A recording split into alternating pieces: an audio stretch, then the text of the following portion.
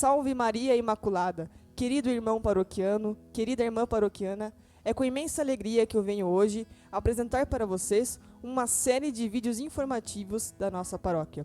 Serão vídeos relacionados a diversos temas da nossa igreja, sobre a Santa Liturgia, sobre a Santa Tradição, sobre a Palavra de Deus, enfim, muitas curiosidades e informações onde você pode sanar as suas dúvidas.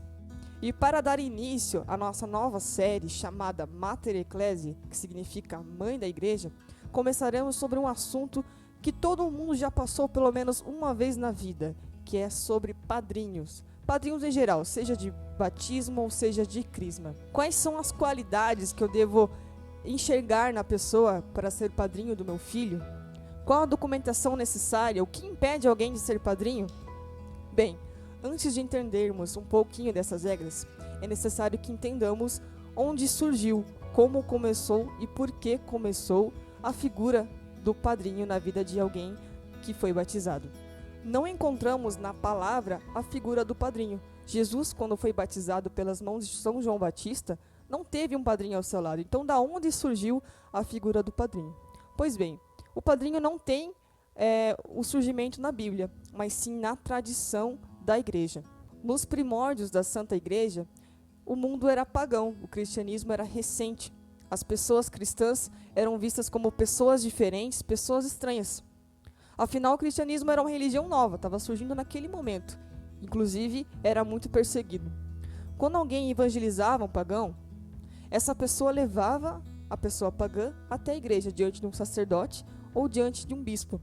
Neste ato, o bispo ou o sacerdote deixava a pessoa que apresentou o pagão para a igreja responsável para verificar a verdadeira conversão daquela pessoa. Então, para ver se ela realmente deixou sua vida pagã, deixou de adorar os ídolos que ela adorava, se deixou a vida de pecado. Então, a pessoa que converteu a outra pessoa passava a ser diante da igreja testemunha da conversão do pagão. Como o católico mais experiente na fé, a pessoa que apresentou o pagão para o batismo, o candidato para o batismo, passa a auxiliar o neófito, que significa novo filho, para a igreja, nas suas tribulações, ensinando a fé para ele. O padrinho é um instrumento de conversão para o crescimento espiritual do batizado. Então, essa é a principal função do padrinho na vida do batizando. Compreendendo melhor a história de como surgiu a figura do padrinho na história da igreja, compreendemos melhor também as regras que são colocadas pela própria igreja no Código do Direito Canônico. Então, o padrinho deve ser testemunha de fé para os seus afiliados, tem que ser católico praticante, tem que ser um exemplo de virtudes. Padrinho de batismo, padrinho de crisma, não é enfeite, não é prova de amizade. Padrinho de batismo é responsabilidade. O significado é tão sério que, na ausência dos pais, os padrinhos são os primeiros responsáveis pela fé da criança. Não pode ser levado em conta na escolha dos padrinhos o fato de que é alguém que vai dar muitos presentes para o seu filho, que é um parente seu, um irmão, um cunhado, seus pais, porque essas razões são fúteis e são erradas. E o que a igreja nos diz? Quais são as regras que a igreja nos apresenta no Código do Direito Canônico para a escolha dos padrinhos? Vamos lá. Eu vou citar algumas regras do direito canônico. O cânon 872 nos diz assim: ao batizando, enquanto possível, seja dado um padrinho a quem cabe acompanhar o batizando adulto na iniciação cristã. Então, quando é alguém adulto, o padrinho exerce na sua vida a mesma função que os padrinhos da igreja primitiva exerciam. E junto com os pais, apresentar ao batismo o batizando criança. Então, quando se é uma criança, o padrinho tem a função de, junto com os pais, apresentar essa criança ao batismo. Quando é adulto, tem que ser alguém escolhido pelo próprio batizando. E quando criança, tem que ser escolhido pelos seus pais. O cânon seguinte, 873, diz assim: admite-se apenas um padrinho ou uma só madrinha, ou também um padrinho e uma madrinha. Ou seja, você tem a opção de ter apenas um padrinho para a criança, ou apenas uma madrinha, ou um padrinho e uma madrinha. Além disso, as pessoas serão testemunhas do batizado do seu filho. Não serão padrinhos, e sim testemunhas. O cânon seguinte, 874, nos diz assim: para que alguém seja admitido para assumir o encargo de padrinho, é necessário que seja designado pelo próprio batizando, como eu já comentei, quando não é caso dos adultos, por seus pais, ou por quem lhe faz às vezes, ou na falta deles, quando não se tem alguém responsável, não tem os pais presentes, pelo próprio pároco ou ministro, e tenha aptidão e intenção de cumprir este encargo.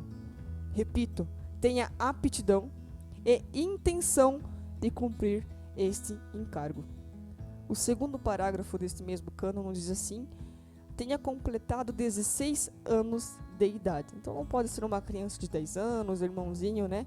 Não pode ser padrinho, porque ainda não tem consciência para cumprir a missão de ser padrinho.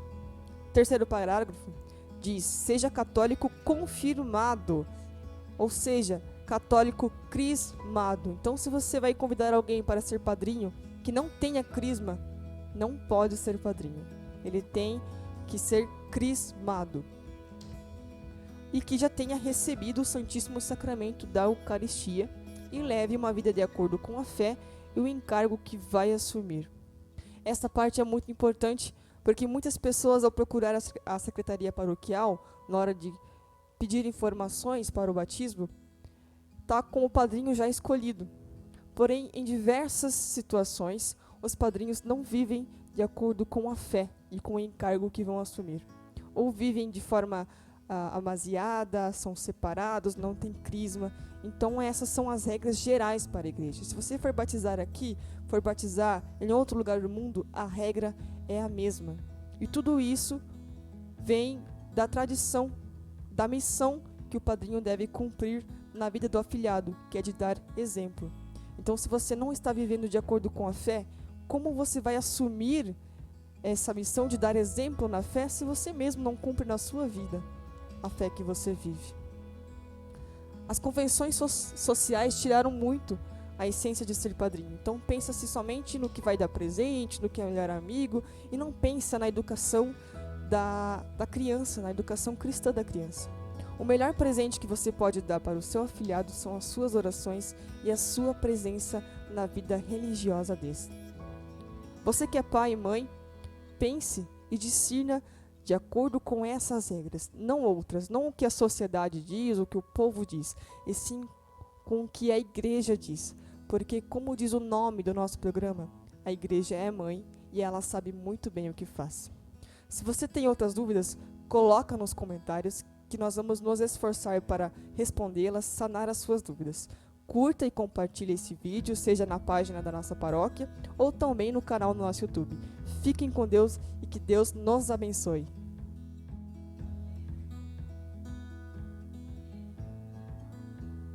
Oi. E para dar início a essa nova série de vídeos antes de iniciarmos, se torna a partir já esqueci. Mas não, que é melhor que eu consigo compreendermos melhor também